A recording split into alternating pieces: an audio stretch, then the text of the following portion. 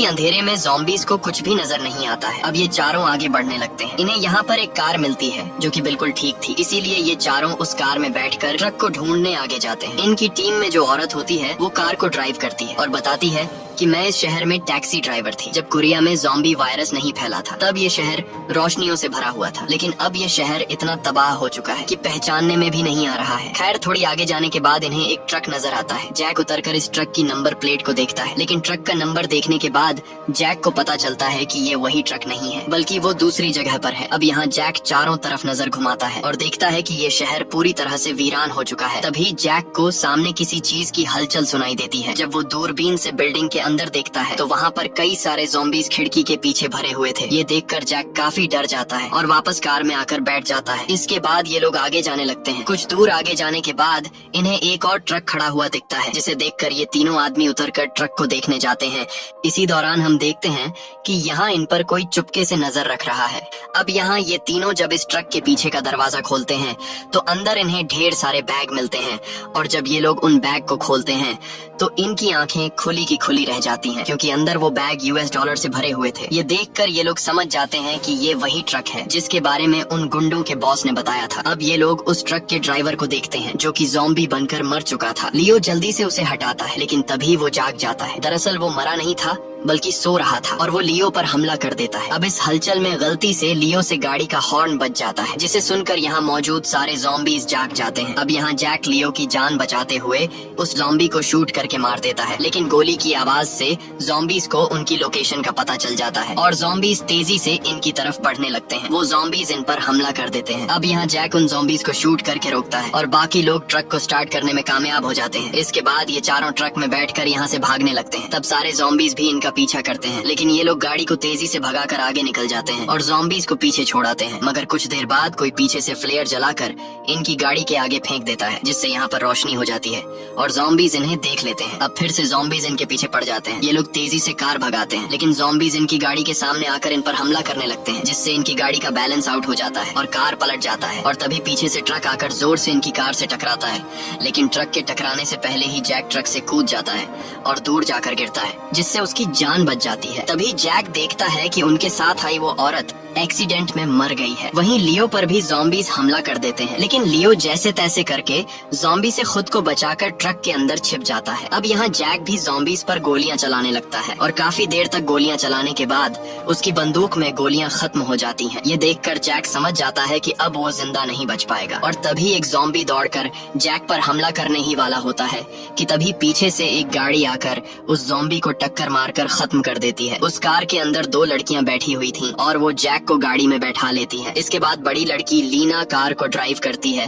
और जैक को बचाकर यहाँ से ले जाने लगती है। लीना बहुत ही अच्छे तरीके से यहाँ के मुश्किल रास्तों में कार को बड़ी आसानी से निकालती है, जिससे हम समझ जाते हैं कि लीना पिछले कई सालों से यहीं पर ज़ॉम्बीज़ के बीच रह रही है और लीना अपनी ड्राइविंग स्किल से ज़ॉम्बीज़ को उड़ाते हुए उनसे काफी आगे निकल आती है और गाड़ी को एक टनल में लाकर रोक देती है। तभी वो देखती है कि आगे कई सारे ज़ॉम्बीज़ खड़े हुए हैं। अब यहाँ पर उसकी छोटी बहन यूजीन अपना कमाल दिखाती है और वह एक रिमोट कंट्रोल कार बाहर निकालती है, जिसमें कई सारी लाइट्स लगी हुई थी। वो उस रिमोट कार को कंट्रोल करते हुए ज़ॉम्बीज़ के पास ले जाती है और सारे ज़ॉम्बीज़ लाइट को देखकर उस कार के पीछे पड़ जाते हैं और यूजिन उस रिमोट वाली कार को दूसरी तरफ लेकर चली जाती है। अब सभी ज़ॉम्बीज़ उस रिमोट कार के पीछे दौड़ने लगते हैं और इस तरह से उनके लिए रास्ता आजाद हो जाता है। इसके बाद लीना आगे बढ़ते हुए उस टनल से निकल जाती है और वे दोनों अपने घर तक पहुंच जाती हैं। दूसरी तरफ उसी जगह अभी भी कई सारे ज़ॉम्बीज़ ट्रक के पास खड़े थे, जिसके अंदर लियो छिपा हुआ था और ज़ॉम्बीज़ को भनक लग चुकी थी कि ट्रक के अंदर कोई है। तभी हम देखते हैं कि वहाँ पर एक दूसरा ट्रक आता है, जिस पर ढेर सारी लाइट्स लगी हुई थी और लाइट्स को देखकर सारे ज़ॉम्बीज़ उसी ट्रक की तरफ भागते हैं और उसके पीछे पड़ जाते हैं। फिर यहाँ पर कुछ और गाड़ियाँ आती हैं,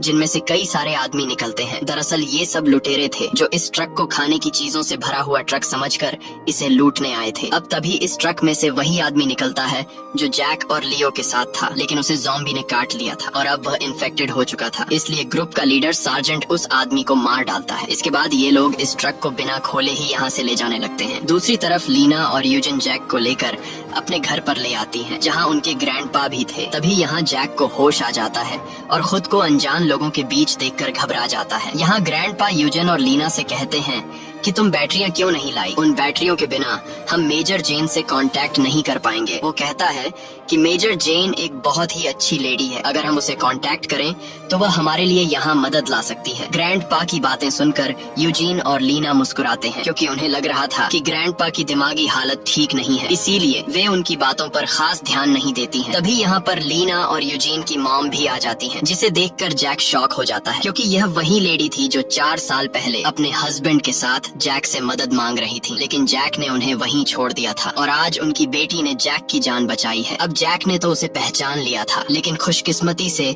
उन 2 बच्चों की माँ सारा जैक को पहचान नहीं पाती। अब यहाँ ग्रैंडपा के बार बार बैटरीज मांगने पर सारा अपने पिता को बैटरीज दे देती है। बैटरीज मिलने के बाद ग्रैंडपा जल्दी से रेडियो के जरिए सच में किसी जेन नाम की ऑफिसर से बात करता है, लेकिन सारा और उसकी बेटियां ग्रैंडपा की बातों पर ज्यादा ध्यान नहीं देते, क्योंकि वो लोग जानते थे कि ऐसा हो ही नहीं सकता कि अब यहाँ पर कोई रेस्क्यू टीम आए, क्योंकि रेस्क्यू ऑपरेशन 4 साल पहले ही बंद हो चुका था और 4 सालों से इन्हें यहाँ पर बचाने कोई भी नहीं आया। वहीं दूसरी तरफ सार्जेंट अपने लुटेरे साथियों के साथ इस ट्रक को लेकर अपने अड्डे पर पहुँचता है, जहाँ कई सारे और भी लोग थे। ये सब लोग यहाँ ज़ॉम्बी से बचकर एक साथ सर्वाइव कर रहे थे। अब जब ये लोग ट्रक के पीछे का दरवाजा खोलते हैं तो अंदर उन्हें लियो मिल जाता है, साथ ही उन्हें वो पैसों से भरे हुए बैग्स भी दिखाई देते हैं। लेकिन ये लोग इन बैग्स को खोलकर देखते नहीं है, क्योंकि उन्हें लग रहा था कि इन बैग्स में खाना और कुछ जरूरत का सामान रखा गया होगा। ये लोग लियो को मारते नहीं हैं, बल्कि उसे मजे के लिए ले जाते हैं, जहां ये लोग लियो से एक खतरनाक गेम खेलने वाले थे। गैंग का लीडर यहाँ एक प्राइवेट किम नाम के आदमी को कहता है कि ट्रक में ढेर सारा खाना पड़ा हुआ है, इसलिए तुम सभी लोगों के लिए खाना तैयार करो। ये कहकर सार्जेंट अपने साथियों के साथ वहाँ से चला जाता है। अब प्राइवेट किम जब इन बैग्स को खोलता है तो वह देखता है कि ये सभी बैग्स तो $US से भरे पड़े हैं। ये सब देखकर प्राइवेट किम भी चौंक जाता है। वहीं दूसरी तरफ सारा जैक से पूछती है कि क्या तुम उन लुटेरों की टीम से हो, जिस पर जैक कहता है कि मैं किसी भी लुटेरों के ग्रुप को नहीं जानता, बल्कि मैं तो हांगकांग से यहाँ पर आया हूँ। ये सुनकर सारा शॉक हो जाती है और कहती है कि तुम पागल हो, हम लोग यहाँ से निकलना चाहते हैं और तुम यहाँ से निकलने के बाद भी इस नरक में वापस आ गए। अब यहाँ जैक सारा को अपनी सारी सच्चाई बता देता है कि मैं यहाँ पैसों के लिए आया हूँ। ये सुनकर सारा समझ जाती है और कहती है कि पिछले 4 सालों से हमें बचाने यहाँ पर कोई भी नहीं आया, लेकिन पैसों के लिए तुम लोग इतनी आसानी से यहाँ वापस आ गए। अब सारा पूछती है कि तुम्हारे बाकी साथी कहाँ हैं, जिस पर जैक कहता है कि शायद वह सब मर गए। लेकिन जैक को पता नहीं था कि लियो अभी भी जिंदा है और उन लुटेरों ने लियो को कुछ और लोगों के साथ बंदी बना लिया है। अब यहाँ हम कैप्टन सॉन्ग नाम के एक आदमी को देखते हैं, जो कि उन लुटेरों की गैंग का लीडर है। कुछ देर बाद कैप्टन सॉन्ग के रूम में प्राइवेट किम आता है और प्राइवेट किम कैप्टन को बताता है कि हमें पैसों से भरा ट्रक मिला है, लेकिन इन पैसों के बारे में बाकी लोगों को पता नहीं है। ये सुनकर कैप्टन सॉन्ग उस ट्रक को देखने जाता है और वहाँ सच में उसे $US से भरे हुए बैग मिलते हैं। लेकिन उन पैसों को देखकर कैप्टन ज्यादा खुश नहीं होता, क्योंकि उसे पता था कि अब इस बंद पड़े कंट्री में इन पैसों की कोई वैल्यू नहीं। पर तभी कैप्टन को वहाँ पर एक सैटेलाइट फोन मिलता है। फोन मिलते ही कैप्टन उसमें पहले से सेव किए गए नंबर पर कॉल करता है और कैप्टन का उस शिप में मौजूद लोगों से कांटेक्ट हो जाता है जो लियो और जैक को यहाँ लाए थे। शिप पर वह आदमी कैप्टन से कहता है कि अगर तुम इन पैसों से भरे ट्रक को हमारे पास ले आओ तो हम तुम्हें अपने साथ ले जाएंगे और आधा पैसा भी देंगे। वह आदमी कहता है कि हम पोर्ट पर तुम्हारा इंतजार कर रहे हैं, तुम जल्द ही इस ट्रक को लेकर वहाँ आ जाओ। इसके बाद वह आदमी कॉल काट देता है। अब कैप्टन सब कुछ समझ जाता है कि ये $US हर एक कंट्री में एक्सचेंज हो सकते हैं, इसलिए शिप वाले लोग इन पैसों को हासिल करना चाहते हैं। अब कैप्टन पैसों को शिप तक पहुँचाने के लिए तैयार हो जाता है।